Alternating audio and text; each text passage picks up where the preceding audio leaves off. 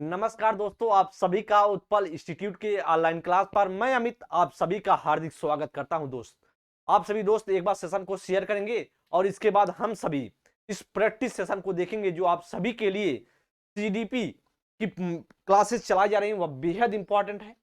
आप सभी देख रहे हैं कि आप सभी का सीटेट के पेपर चल रहे हैं और फिर से 9 तारीख से स्टार्ट होने वाला है। तो दोस्तों एक बार आप सभी सेशन को शेयर कर दीजिए, फिर हम सभी क्वेश्चन की बारीकताओं को समझते हुए, चीजों को समझते हुए आगे बढ़ेंगे। तो दोस्तों आप सभी के लिए जो क्वेश्चंस होते हैं वो आप पूरे सीटेट के जो स्टैंडर्ड है, उसके मानकता है, उसके आधार पर क्वेश्चंस बनाए जाते हैं। कोई भी क्वेश्चंस आप सभी के लो लेवल का क्वेश्चंस नहीं मिलेगा। आप क्वेश्चंस को पढ़िए, देखिए, समझिए, इसके बाद अपने आप को अवलोकन कीजिए कि कितना हम क्वेश्चन कर पा रहे हैं और सीख पा रहे हैं। तो आप सभी के सामने पहला क्वेश्चन स्क्रीन पर है, आप सभी देखेंगे और राइट करने की कोशिश करेंगे। पहला क्वेश्चन आप सभी के सामने है, आप सभी इसे पढ़िए और बताइए कौन सा ऑप्शन राइट होगा। ऑप्शन क्वेश्चन दिख रहा है, आप सभी राइट करने की कोशिश कीजिए। करा कि क्वेश्चन आप सभी से पूछ रहा है कि भाषा अर्जन के संदर्भ में निम्नलिखित में से कौन सा चरण संवेदनशील, कुछ कह रहा है सबसे संवेदनशील कौन सा है, कौन सा चरण संवेदनशील है। क्वेश्चंस आप सभी के सामने है। करा कि जन्म पूर्व अवस्था, या करा प्रारंभिक बाल्यावस्था, या करा किशोरावस्था, या करा वयस्क अवस्था। क्वेश्चंस आप सभी पढ़ेंगे और बताएंगे राइट ऑप्शन कौन सा होगा। Which of the following is a sensitive period for acquiring language. Questions आप सभी के सामने है, क्वेश्चंस पढ़ेंगे और राइट कीजिए। दोस्तों आप सभी ने पढ़ा है कि जो भाषा अर्जन का समय होता है, बच्चा मतलब भाषा जिसमें ग्रहण करता है जिस एज में, वह आप सभी को पता है वह ऑप्शंस होने वाला है बी ऑप्शंस करेक्ट होगा। क्यों? क्योंकि आप सभी को पता है जब बच्चा 2 से 6 वर्ष की एज में होता है, 2 से 6 वर्ष की एज में होता है, उस समय बच्चे का जो भाषा विकास है वह बहुत तेजी से ग्रहण किया जाता है बच्चे के द्वारा। तो आप सभी इसमें डेवलपमेंट ज्यादा होता है बच्चे का, तो इसीलिए सबसे ज्यादा इंपॉर्टेंट माना जाता है भाषा विकास की दृष्टि से, भाषा अर्जन की दृष्टि से प्रारंभिक बाल्यावस्था। तो प्रारंभिक बाल्यावस्था का एज आपको पता है, वह एज भी यही होता है 2 से 6 वर्ष की। तो दोस्तों आपका राइट आंसर कौन सा होगा? वह ऑप्शन होगा बी ऑप्शन करेक्ट हो जाएगा। जन्म पूर्व अवस्था, तो इसमें बच्चे का बहुत ज्यादा भाषा विकास नहीं होता है। बच्चा जब 1 साल 1.5 साल के बाद, लगभग 1.5 साल के बाद स्टार्ट करता थोड़े थोड़े शब्दों को बोलना। तो आप देखिए कि कहां जन्म पूर्व की अवस्था से होगा महत्वपूर्ण। फिर कह रहा है किशोरावस्था, तो किशोरावस्था आते आते बच्चे का पूरी तरीके से भाषा विकास हो जाता है, सेंसिटिव नहीं माना जाता है। आपसे संवेदनशील पूछ रहा है सबसे अच्छा कौन सा होता है। कर वयस्क अवस्था, या भी नहीं होगा, वयस्क अवस्था में सारी चीजें हो जाती हैं अच्छे से, बच्चे का विकास हो जाता है। तो क्वेश्चंस कौन सा राइट होगा? वो options A options B options right होगा, पहले का बी ऑप्शंस। और सभी मित्र जो पहले का बी ऑप्शंस राइट कर भी रहे हैं और पूरी तरीके से करेक्ट है। अगले क्वेश्चन की बात करते हैं। सेकंड नंबर क्वेश्चन स्क्रीन पर है, आप सभी देखेंगे और बताएंगे, राइट कीजिए कौन सा ऑप्शन करेक्ट होगा। दोस्तों आप सभी सेशन को शेयर कीजिए और इसके बाद क्लास को एंजॉय करते रहिए। क्लास को पूरा एंजॉय कीजिए और पूरी तरीके से चीजों को समझिए, अपना अवलोकन स्व मूल्यांकन करते रहिए। सीखना प्रभावी और प्रासंगिक हो जाता है जब जब कब कारण नई विषय वस्तु पिछले ज्ञान से संबंधित ना की जाए। कर विद्यार्थियों द्वारा निष्क्रिय नकल कई बार दोहराई जाए। कर विद्यार्थी अर्थ निर्माण की प्रक्रिया में सक्रिय रूप से शामिल होते हैं। कर विद्यार्थियों की प्रक्रियाओं कुछ उत्तेजनाओं का उपयोग करके अनुबंधित की जाती है। क्वेश्चंस आप सभी देखेंगे और बताएंगे राइट ऑप्शन कौन सा होगा। जब आप बात करते हैं दोस्त, कह रहा है कि सीखना कब प्रभावी होता है, कब इफेक्टिव होता है, एंड रिलेवेंट व्हेन, मतलब कह रहा है कि कब प्रासंगिक होता है, कब इफेक्टिव होता है, मतलब आपसे पूछ रहा है कब प्रभावी होगा और प्रासंगिक कब होगा। तो आप सभी देखिए, कर नई विषय वस्तु पिछले ज्ञान से संबंधित ना हो। भाई साहब जब पिछले ज्ञान से संबंधित नहीं होगा, मतलब पूर्व ज्ञान से संबंधित नहीं होगा, तो अब अच्छे से सीख सकते हैं क्या? नहीं, आप सीख नहीं पाएंगे, इसलिए ऑप्शन ए तो गलत। फिर कह रहा है विद्यार्थियों द्वारा निष्क्रिय नकल कई बार, भाई साहब रट्टा मारिए, नकल कीजिए, तो ऐसा कुछ करने से क्या आपका जो लर्निंग कर रहे हैं प्रभावी इफेक्टिव होने वाला है? एकदम नहीं होगा, यह भी गलत। कर विद्यार्थियों की प्रतिक्रियाओं उन उत्तेजनाओं का उपयोग करके अनुबंधित की जाती हैं, तो ऐसा कुछ कार्य करने से भी नहीं होने वाला है। लेकिन सबसे अच्छा ऑप्शन जब देखेंगे सी ऑप्शन, करा कि विद्यार्थी अर्थ निर्माण की प्रक्रिया में सक्रिय रूप से शामिल होते हैं, इसलिए आपका राइट कौन सा हो जाएगा, ऑप्शन सी आपका राइट हो जाएगा। C option C is the correct answer.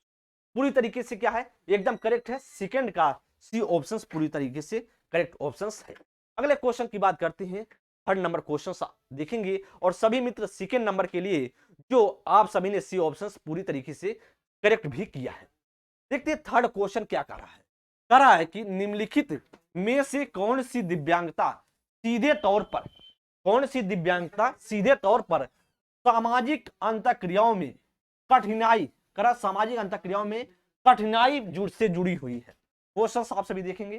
करा स्वलीनता, ऑटिज्म, करा डिसलेक्सिया वाचन वैकल्य, या करा कि गति दिव्यांगता, और फिर कह रहा है कि नेत्रहीनता, करा विजुअल इंपायरमेंट। तो आप बताइए तो कौन सा होगा। तो आप सभी थर्ड नंबर के लिए कमेंट करेंगे कौन सा राइट होगा, बताइए कौन सा होगा। क्वेश्चन जब आप देखेंगे, या क्वेश्चन अच्छे लेवल का क्वेश्चन है, जब आप क्वेश्चन को देखेंगे तो आपको समझ में आएगा।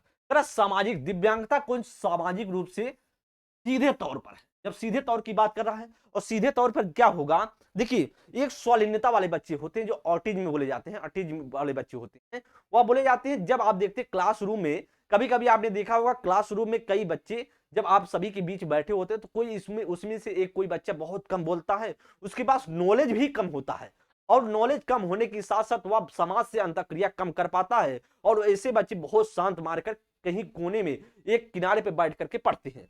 तो आपका वही बच्चे होते हैं स्वलीनता वाले, इसलिए आपका option A is the correct answer. कर वाचन वैकल्य, जब वाचन में दिक्कत होगा तब तो दिक्कत है, तो ऐसा कुछ नहीं, गतिक दिव्यांगता भी नहीं होगा, और फिर आपका नेत्रहीनता भी नहीं होगा, ऐसा कुछ नहीं। आपका option A is the correct answer, और इसलिए आप सभी मित्र ये ऑप्शन राइट भी कर रहे हैं, और पूरी तरीके से ये ऑप्शन करेक्ट कर रहे हैं, तो सभी के सभी करेक्ट हैं। अगले क्वेश्चन की बात करते हैं, फोर्थ नंबर के लिए आप सभी देखेंगे। फोर्थ नंबर क्वेश्चन स्क्रीन पर है, आप सभी पढ़ेंगे और राइट करने की कोशिश करेंगे। कह रहा है कि बच्चे किस चरण में प्रस्तावक तर्क के कथनों को हल कर पाते हैं। जैसे अगर सभी मनुष्य मछली हैं और कुछ मछली बुद्धिमान है, तब क्या सभी मनुष्य बुद्धिमान है। करा कि क्वेश्चन आप ऑप्शंस देखेंगे, संवेदी पेशी चरण, करा कि दूसरा का पूर्व संक्रियात्मक अवस्था, या फिर करा मूर्त संक्रियात्मक अवस्था, या फिर आपसे पूछ रहा है कि अमूर्त संक्रियात्मक अवस्था। ऐसे ऑप्शंस आप सभी के सामने दिया है, और आप सभी बताइए कौन सा राइट होगा, कौन सा राइट होगा। ऑप्शंस आप सभी बताइए कौन सा राइट ऑप्शन से होने वाला है। थर्ड नंबर के लिए आप सभी कमेंट करेंगे कौन सा राइट हो जाएगा। नहीं, फोर्थ नंबर क्वेश्चन स्क्रीन पर है, आप बताइए कौन सा राइट होगा दोस्त, कौन सा राइट होगा। करा बच्चे किस चरण में, करा मतलब देखिए तर्क, मतलब बच्चा तर्क लगा रहा है, और फिर कह रहा है कि अगर बच्चे मनुष्य, क्या कह रहा है कि अगर सभी मनुष्य मछली है, और फिर क्या कह रहा है मछली बुद्धिमान है, फिर आपसे कह रहा है कि सभी मनुष्य बुद्धिमान है। इसका मतलब क्या है, तार्किक चिंतन की बात कर रहा है बच्चा, मतलब तार्किक रूप से चिंतन करने लगा है, और तर्क के माध्यम से बच्चा अगर सीख रहा है, इसका मतलब क्या है, उसमें जिस एज की बात करेगा वह एज होगा आपका फार्मर ऑपरेशनल एज हो जाएगा। Operational age, farmer operational age जो बोलते हैं अमूर्त संक्रियात्मक, ये बोलते हैं अमूर्त संक्रियात्मक, और इसका एज कितना होता है, 11 से 15 वर्ष होता है। आप सभी को पहले से पता है, और आप सभी को यह सारी चीजें बताई गई हैं। और मूर्त संक्रियात्मक का एज जो होता है वह बोला जाता है 7 से 11 वर्ष, यह भी आप लोगों को पता है।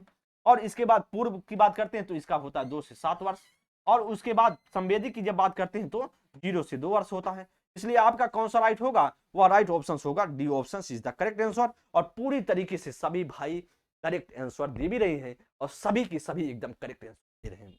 अगले क्वेश्चन की बात करते हैं फिफ्थ नंबर के लिए, देखेंगे फिफ्थ नंबर क्वेश्चन स्क्रीन पर है, और बताएंगे आपका कौन सा राइट होगा।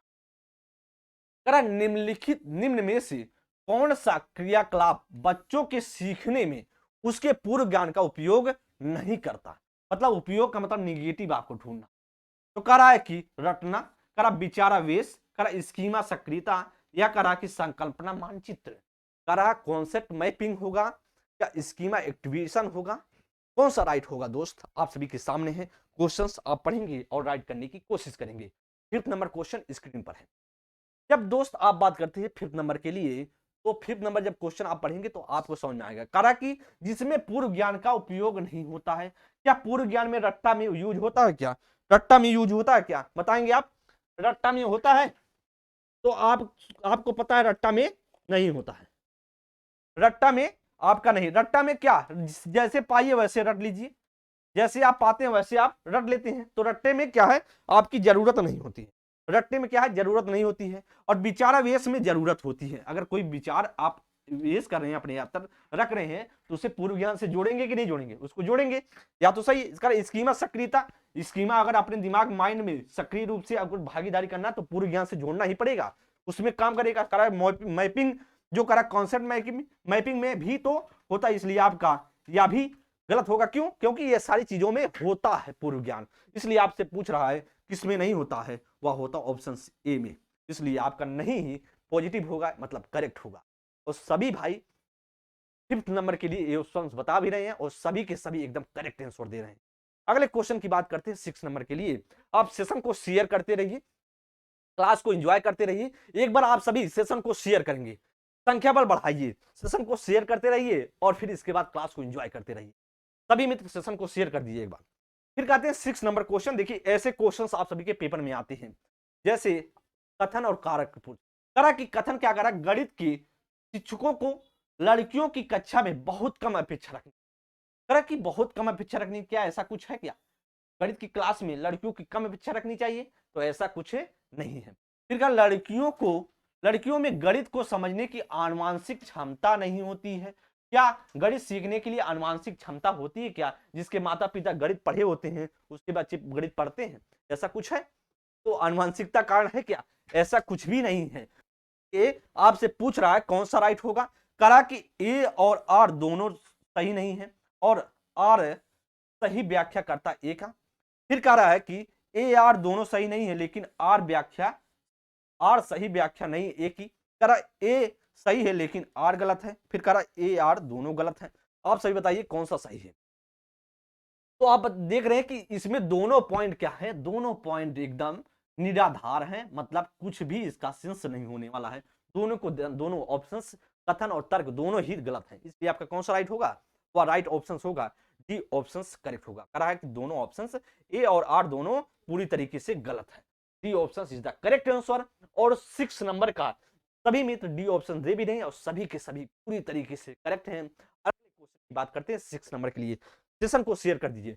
फिर इसके बाद देखिए, जो साथी क्लास को देखते हैं पूरे से वॉच किया करो और क्वेश्चन को समझा करो। क्लास को पूरा जब वॉच करते हैं तो आपको लगता है कि क्वेश्चन का स्टैंडर्ड क्या है, क्वेश्चन का मानकता कैसा रखा गया है, आपको समझ में आता है। और आप सभी जो भी साथी इस क्लास को देख रहे हो, एक बार आप सभी चैनल को सब्सक्राइब ना किए हो तो सब्सक्राइब भी कर लिया करें बीच बीच में। जब आपको लगे कि हाँ कंटेंट जो आपको अच्छा मिल रहा है तो उसका आप यूज करें, आपके सामने बेल आइकन भी प्रेस कर दिया करें और उस चैनल को भी सब्सक्राइब कर लिया। तो आपका कौन सा राइट होगा? वह होगा 7 का डी ऑप्शन। आपने सभी ने बताया 6 के लिए बताया था और 7 का क्वेश्चन देखते हैं। जीन पियाजे की संज्ञानात्मक विकास की, देखिए जीन पियाजे से क्वेश्चन पूछने वाला है। जीन पियाजे, वाइगोस्की, कोहलबर्ग, रॉबर्ट स्टर्ड, आपके हॉवर्ड गार्डनर, ये सारे मनोवैज्ञानिकों से फैक्ट क्वेश्चन पूछे जाने वाले हैं। या भाई जब आप इसकी नॉलेज रखेंगे तभी आप कर पाएंगे। तो अब पूछ रहा है कि जीन पियाजे के संज्ञानात्मक विकास के किस चरण पर बच्चा समझ बना लेता है कि प्रतीकों का इस्तेमाल, देखिए यहां आपके लिए महत्वपूर्ण करा प्रतीकों का इस्तेमाल। क्या करा? प्रतीकों का इस्तेमाल वस्तुओं को प्रतिनिधित्व करने के लिए किया जाता है। अगर बच्चे के सामने साइकिल नहीं है, मतलब साइकिल नहीं है, तब भी वह साइकिल शब्द सुन करके मस्तिष्क में एक प्रतिबिंब बना लेता है। इसका मतलब क्या है? मतलब बच्चे के सामने अगर बोला गया साइकिल शब्द बोला गया तो अब उसके मस्तिष्क में भी वह साइकिल का मानचित्र बन जाता है। तो आपसे पूछ रहा किस अवस्था में है बच्चा?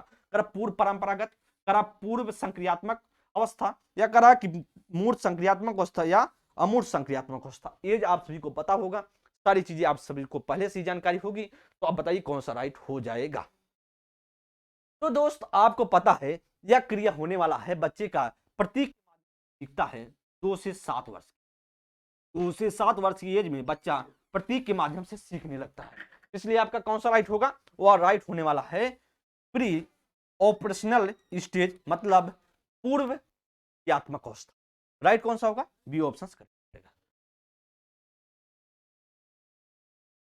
अगले क्वेश्चन की बात करते हैं 8 नंबर के लिए। सभी भाई 7 का बी ऑप्शंस दे भी रहे हैं और सभी के सभी पूरी तरीके से करेक्ट है। देख लेते हैं 8 नंबर के लिए। 8 नंबर क्वेश्चंस आप सभी पढ़ेंगे और बताएंगे कौन सा राइट होगा। अब मानो 3 अंकों की संख्याओं का जोड़ करने में अकेले संघर्ष करता, किंतु शिक्षिका की मदद से वह ऐसा करने में सक्षम है। लेवाइगोस्की के सिद्धांत के अनुसार क्या दर्शाता है? करा कि समीपस्थ विकास का क्षेत्र, करा पुनर्वलन, करा कि परिपक्वता, या करा प्रतीकवाद। क्वेश्चंस आप सभी देखेंगे और बताएंगे कौन सा राइट होगा। ऑप्शंस है आप सभी के सामने है, आप सभी देखेंगे और राइट करेंगे। करा 3 अंकों की संख्याओं का जोड़ करने में अकेले संघर्ष करता, मतलब बच्चा 3 अंक के जो सब अक्षर हैं या संख्याएं हैं उसको जोड़ने में दिक्कत हो रहा है। मतलब 3 हो गया, मान लिया 3 3 3 और फिर इसके बाद 2 4 3, इसको जोड़ने में उससे संघर्ष हो रहा है 3 अंकों की संख्याओं। तो इसका मतलब है कि वह कैसे होगा? अगर वह शिक्षिका की मदद से ऐसा कर पाता, मतलब सक्षम कर पाता है, पूरा कर लेता है, तो आपका क्या होने वाला है? वह होने वाला है जेडपीडी जिसे जाते हैं जोन ऑफ प्रॉक्सिमल डेवलपमेंट। इसका मतलब है कि जब शिक्षिका ने बताया कि देखो बेटा 3 और 3 कितना होगा, तो बताएगा 6 होगा सर जी। फिर कहेगा 3 और 7 कितना होता है, बताएगा 7 होगा। फिर कह रहा है कि 3 और 2 कितना होता है, कहेगी 5 होता है, तो जोड़ ले जाएगा बच्चा, समझ जाएगा। इसका मतलब है कि बीच में बच्चा फंस जा रहा है, उसके नॉलेज है लेकिन बीच में फंस रहा है। इसका मतलब ZPD zone of proximal development, समीपस्थ विकास का क्षेत्र करेक्ट आंसर होगा। और सभी के सभी करेक्ट आंसर दे रहे हैं, सभी के सभी पूरी तरीके से करेक्ट आंसर दे रहे हैं। आपका हो जाएगा ये ऑप्शंस राइट हो जाएगा। अगले क्वेश्चन की बात करते हैं 9 नंबर के लिए। 9 नंबर क्वेश्चंस आप सभी देखेंगे और बताएंगे कौन सा राइट होगा। बच्चे प्रमुखता कैसे सोचते हैं, मतलब मुक्ता कैसे सोचते और सीखते हैं? सूचना का निष्क्रिय ग्रहणकर्ता के रूप में, करा सजा के डर के कारण, या फिर करा कि आपका संसार में स्वयं क्रियाएं करके जिसमें सामाजिक अंतःक्रिया शामिल है, या करा उत्तेजना प्रक्रिया संघर्षों का गणना करके। क्वेश्चंस 9 नंबर के लिए आप सभी देखेंगे और बताएंगे क्वेश्चंस राइट होगा। 9 नंबर क्वेश्चन इंपॉर्टेंट है। करा बच्चे प्रमुखता कैसे करे, बताइए। करा हाउ डज ए चाइल्ड प्राइमरिटी थिंग्स इन द लर्न, आपसे पूछ रहा कौन सा होगा। तो दोस्तों आपको पता है बच्चे सूचना का निष्क्रिय ग्रहणकर्ता के रूप में नहीं, या तो गलत है भाई, सक्रिय होंगे तभी तो सीखेंगे, ये ऑप्शन तो नहीं होगा। करा सजा और डर के कारण, तो यह भी नहीं होगा, सजा के कारण यह भी नहीं होने वाला है। फिर कह रहा है उत्तेजना प्रक्रिया को, तो डी ऑप्शन भी गणना करके संघों का गणना करके, यह भी नहीं होगा। आपको सीधी सी देखने में ही लग रहा होगा कि सजा डर के कारण कोई सीख सकता, क्या नहीं सीख सकता। आपका बी नहीं होगा, ए भी नहीं होगा। निष्क्रिय होगा तो कैसे सीखेगा, सक्रिय होना पड़ेगा, एक्टिव होने पड़ेगा। फिर कह रहा संसार में, तो यह भी बात कर रहा है कि संसार में जिसमें सक्रिय अंतःक्रिया, मतलब एक्टिव होना पड़ेगा, अपना उसमें अंतःक्रिया सोशल इंटरेक्शन करना पड़ेगा, चीजों को अंतःक्रिया के माध्यम से आप सीखेंगे तभी आप सीख सकते हैं। इसलिए आपने आंसर जो होगा वह C option is the correct answer. और सभी भाई 9 नंबर के लिए सी ऑप्शन दे रहे हैं और सभी के सभी पूरी तरीके से करेक्ट है। अगले क्वेश्चन की बात करते हैं 10 नंबर के लिए। 10 नंबर क्वेश्चन स्क्रीन पर है और आप सभी सेशन को शेयर कर दीजिए, सेशन को शेयर कीजिए। देखिए क्वेश्चन का स्टैंडर्ड आप सभी देखेंगे तो आपको लगेगा कि हाँ क्वेश्चंस में दम है, क्वेश्चंस पूछे जो गए हैं वह बहुत इंपॉर्टेंट होने। तो कौन सा होगा कि क्या नया अधिगत पूर्ण तभी तथ्यों और सूचनाओं पर आधारित होना चाहिए, और जो बच्चे पहले से जानते हैं उससे संबंधित होना चाहिए, और जो बच्चे पहले से जानते हैं उससे संबंधित होना चाहिए। कर बच्चे एक रेखी तरीके से नहीं बल्कि चक्रीय ढंग से। आप क्वेश्चंस पढ़ेंगे 10 नंबर के लिए, वो बताएंगे करा कि ए और आर दोनों सही हैं और आर सही व्याख्या करता है ए का। फिर करा ए और आर दोनों सही हैं लेकिन आर व्याख्या नहीं करता है ए की। फिर करा कि ए सही है लेकिन आर गलत है। फिर करा कि ए आर दोनों गलत है। क्वेश्चंस आप सभी देखिए 10 नंबर के लिए और बताइए कौन सा राइट होगा। 10 नंबर के लिए आप सभी देखेंगे और बताएंगे कौन सा राइट ऑप्शन से होने वाला है। देखिए ऐसे क्वेश्चंस आप सभी के पेपर में पूछे जाते हैं और प्रीवियस ईयर में पूछे गए क्वेश्चंस हैं भी ऐसे तरीके से पूछा जाता है। आप सभी के ऐसे क्वेश्चन, क्योंकि देखिए स्टैंडर्ड बनाने के लिए क्वेश्चन ऐसे पूछे जाएंगे, जरूर है ऐसे क्वेश्चंस जरूर पूछा जाएगा, आपको ध्यान में रखना है। करा कि जब बच्चों को सिखाएं, जो नई सूचनाओं को सिखा रहे हैं उसको पूर्व ज्ञान से जरूर सीखें। पहले से जानते हैं, जो बच्चे से पहले से जानते हैं उससे जोड़कर सिखाएं, तो या तो बात सही है, जो उसका उसका कथन है वह तो सही है पूरी तरीके से। फिर कह रहा तर्क मतलब कारण कह रहा है कि बच्चों को रेखी नहीं बल्कि चक्रीय ढंग से, तो यह भी सही है। क्योंकि देखिए अगर आप सीधी सी बात है, अगर आपको हम लगातार पढ़ाते चले बढ़ाते चले और आपका रिवीजन ना कराएं, थोड़ा सा रिवर्स ना मारते चले, आपके पूर्व ज्ञान से जोड़ते ना चले, तो क्या आप सीख पाएंगे? सीखेंगे लेकिन भूल जाएंगे, सीखेंगे भूल जाएंगे, बार बार ऐसी क्रिया आप बार बार करते रहेंगे, आपको दिक्कत होने वाली है सारी चीजें। तो आपको जब भी सिखाएं तो रेखित तरीके से नहीं, चक्रीय ढंग से सिखाएं, मतलब रिवर्स करते रहें, चक्र में घुमाते रहें। इसलिए आप धीरे धीरे सीखते हुए आपके दिमाग में मस्तिष्क में वह सारी चीजें सेट हो जाएंगी। इसलिए आपका उसका कथन भी सही है और उसका कारण भी सही है, इसलिए आपका ए ऑप्शन करेक्ट होगा। मतलब ए और आर दोनों सही हैं और आर सही व्याख्या करता है ए की। सभी मित्र समझ गए होंगे इस क्वेश्चन को और पूरी तरीके से समझ भी रहे होंगे कौन सा राइट होगा, ए ऑप्शन राइट होगा। और सभी जवाब भी दे रहे हैं ए ऑप्शन, ऐसा नहीं भाई भी जवाब भी दे रहे हैं 10 नंबर का ए ऑप्शन। अगले क्वेश्चन की बात करते हैं 11 नंबर देखिए, 11 नंबर क्वेश्चन देखेंगे और बताएंगे कौन सा राइट। एक सामाजिक रचनात्मक कक्षा में कैसा होना, बताइए। सामाजिक रचनात्मक क्लासरूम में क्या करा, सीखना गैर प्रासंगिक, करा शिक्षक कक्षा और विद्यार्थी के सीखने का पूर्ण नियंत्रण रखते हैं, करा विद्यार्थी एक दूसरे और शिक्षकों के साथ बातचीत करके ज्ञान का निर्माण करते हैं, फिर कहा कि आकलन योगात्मक और मानकीकृत है। क्वेश्चन आप सभी देखेंगे 11 नंबर के लिए और बताएंगे कौन सा राइट होगा। 11 नंबर के लिए आप सभी फ्रेंड कमेंट करेंगे कि क्या राइट हो जाएगा। करा कि इन ए सोशल कॉन्स्टिट्यूएंट और क्लासरूम की बात कर रहा है, तो आप सभी से पूछ रहा है कि कौन सा होगा। तो दोस्तों सामाजिक रचनात्मक क्लास की बात जब आप करते हैं तो कह रहा है कि सीखना गैर प्रासंगिक है। गैर क्या प्रासंगिक है, क्या गैर सीखना गैर प्रासंगिक है, क्या सही होगा गलत होगा पूछ रहा है। फिर कह रहा है शिक्षक विद्यार्थियों को सीखने में पूर्ण नियंत्रण रखते हैं, तो या तो गलत हो जाएगा, सीखना प्रासंगिक है ना कि गैर प्रासंगिक। अगर आप सीख रहे हैं तो प्रासंगिक है, गैर प्रासंगिक नहीं, आपके जीवन में लाभ होने वाला है। अगर गैर प्रासंगिक है तो इससे कोई मतलब नहीं है। सामाजिक रचनात्मक क्लासरूम की बात या नहीं करता है। करा कि शिक्षक कक्षा में विद्यार्थियों का पूर्ण नियंत्रण, भाई साहब जो हम सभी पढ़ रहे हैं वह बाल केंद्रित चाइल्ड पर केंद्रित करके सेंटर करके हम चीजों को पढ़ रहे हैं, ना कि टीचर पर केंद्रित करके। तो आपका यह बात तो बी ऑप्शन कर रहा है, टीचर केंद्रित मतलब शिक्षक केंद्रित बात कर रहा है, तो अभी नहीं होगा। कर विद्यार्थी एक दूसरे और शिक्षकों के साथ बातचीत करके ज्ञान का निर्माण करते हैं, तो ये very good option C answer आपका राइट होगा। तो आपका सी ऑप्शन दिख रहे हैं ना, वह पूरी तरीके से आपका राइट हो जाएगा। अब देखते हैं डी ऑप्शन जो आपके सामने है, करा आकलन योगात्मक और मानकीकृत है, तो ऐसा भी नहीं है आपका, या भी गलत हो जाएगा। राइट ऑप्शन कौन सा होगा आपका, ऑप्शन सी करेक्ट आंसर। और सभी के सभी ने, सभी दोस्त जो 11 का सी ऑप्शंस दे रहे हैं और सभी के सभी करेक्ट हैं। अगले क्वेश्चन की बात करते हैं 12 नंबर के लिए। देख लीजिए आप क्वेश्चन का स्टैंडर्ड देख रहे हैं, क्वेश्चन ऐसे पूछे जाने वाले हैं। आप सभी को चीजों को पढ़ते रहिए। देखिए आप सभी के सामने जो जेंडर से क्वेश्चन पूछे जाते हैं वह भी क्वेश्चन आप सभी के सामने है। आप देखिए बताइए, लड़कियां भाषा में अच्छा प्रदर्शन करेंगी परंतु गणित और विज्ञान में खराब, या अवधारणा क्या दर्शाती है। करा जेंडर क्षमता की, जेंडर समता की, करा जेंडर असमानता की, या जेंडर अस्तित्व की, करा जेंडर रूढ़िवादिता की। क्वेश्चंस आप सभी देखिए और राइट कीजिए कौन सा राइट होगा। क्वेश्चंस आप सभी देखिए 12 नंबर के लिए, करा कि लड़कियां अच्छा प्रदर्शन करती हैं किसमें, भाषा में, और गणित और विज्ञान में अच्छा प्रदर्शन नहीं करती मतलब खराब करती हैं। तो आप देखिए सीधी सी बात है, सीधी सी बात है क्या कि या किससे क्वेश्चन पूछ रहा है। तो आप सभी के सामने है जेंडर रूढ़िवादिता, और जैसे ही आप देखेंगे इस क्वेश्चन को आप तुरंत सीधे जाएंगे जेंडर रूढ़िवादिता पर जाते हैं और आपका पूरी तरीके से करेक्ट है।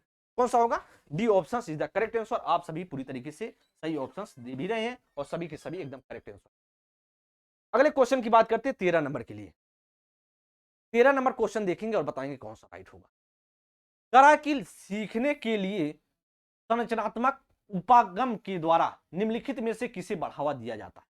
करा कि प्रतिपादक शिक्षण, करा पूछताछ आधारित शिक्षण, या करा कि शिक्षण की व्याख्या विधि, करा रट कर याद करना। क्वेश्चन आप सभी देखिए 13 नंबर के लिए और बताइए कौन सा। 13 नंबर क्वेश्चन स्क्रीन पर है, आप सभी सेशन को शेयर कर दीजिए, बीच बीच में आप सभी सेशन को शेयर कर दिया करिए, सेशन को शेयर कर दिया करिए, जिससे संख्या थोड़ी सी बढ़ती जाए और बच्चों को, अधिक से अधिक बच्चों को जिसका पेपर है सीटेड, सभी बच्चों को पूरी तरीके से लाभ उठा सके, वो पढ़ सके, सारे क्वेश्चन उनके क्लियर हो सके।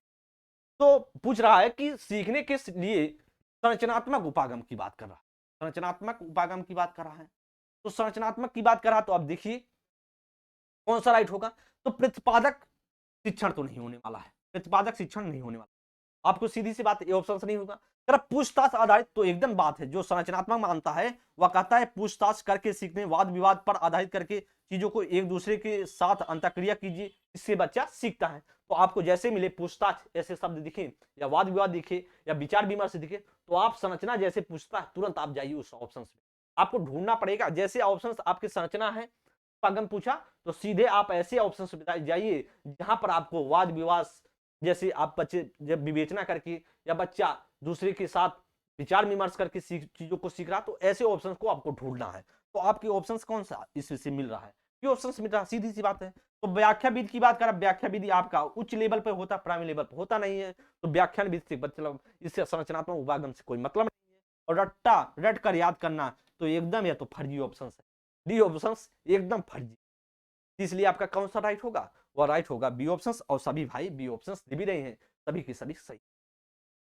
14 नंबर के लिए देखेंगे, 14 नंबर क्वेश्चन स्क्रीन पर है, आपसे भी बताइए राइट कौन सा होगा।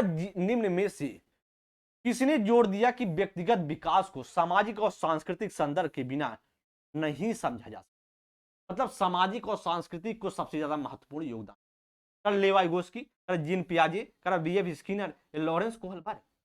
दोस्तों आपसे बताइए कौन सा सही हो जाएगा। अब बात करते हैं जो जीन पियाजे हैं, जीन पियाजे का जो सिद्धांत कहलाता है निर्माणवाद, तो निर्माणवाद बोला जाता है का सिद्धांत, या इसे हम बोलते हैं संज्ञानात्मक विकास का सिद्धांत। उन्होंने अपने सिद्धांत को, जो इन्हें बोला जाता है संज्ञानात्मक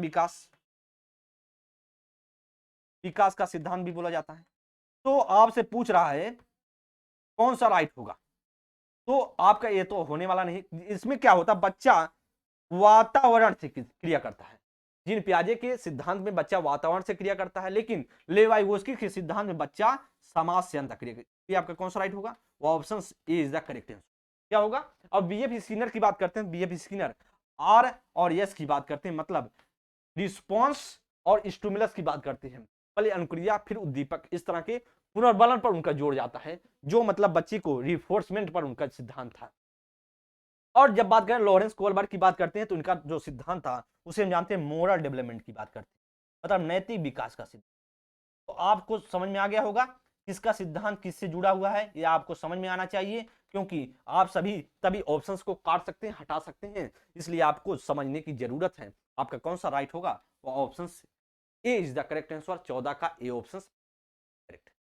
देखते हैं 15 नंबर के लिए लास्ट क्वेश्चन होगा, जो आप सभी के लिए बेहद इंपॉर्टेंट है। देखिए करा है, जीन पियाजे के संज्ञानात्मक विकास के अनुसार बच्चे संरक्षण किस अवस्था में कर पाते, करा कि संवेदी पेशी अवस्था में, करा पूर्व संक्रियात्मक अवस्था में, या करा मूर्त संक्रियात्मक अवस्था में, या करा अमूर्त संक्रियात्मक अवस्था। जीन पियाजे क्या रहा, संरक्षण की बात, मतलब कंजर्वेशन की बात। आप बताइए कौन सा, किसमें बच्चा कंजर्वेशन किस स्टेज में कर पाता है। एज आपको पता है, का एज होता है 0 से 2 वर्ष, और आपका पूर्व का होता है जो 2 से 7 वर्ष, और इसके बाद आप बात करते हैं जो मूर्त की बात करते हैं तो 7 से 11 वर्ष होता है, और फिर आप अमूर्त की बात करते हैं तो 11 से 15 वर्ष होता है। आपसे पूछ रहा कौन सा राइट होगा, आप सभी बताइए कौन सा होगा। सेंसरी मोटिव स्टेज, या प्री ऑपरेशनल स्टेज, करा कंक्रीट ऑपरेशनल स्टेज, या फार्मर ऑपरेशनल। तो आप बताइए कौन सा राइट होगा। दोस्त आपके सामने है, कौन सा राइट होगा।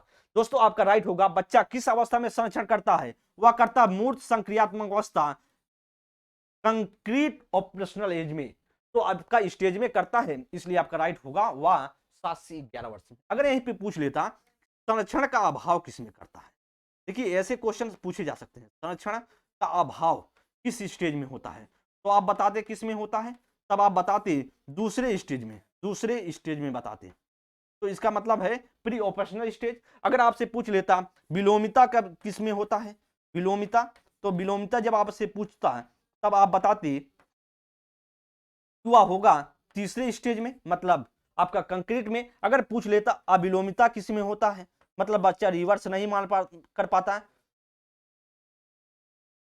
तो तब कौन से होता, तब आपका होता दूसरा स्टेज।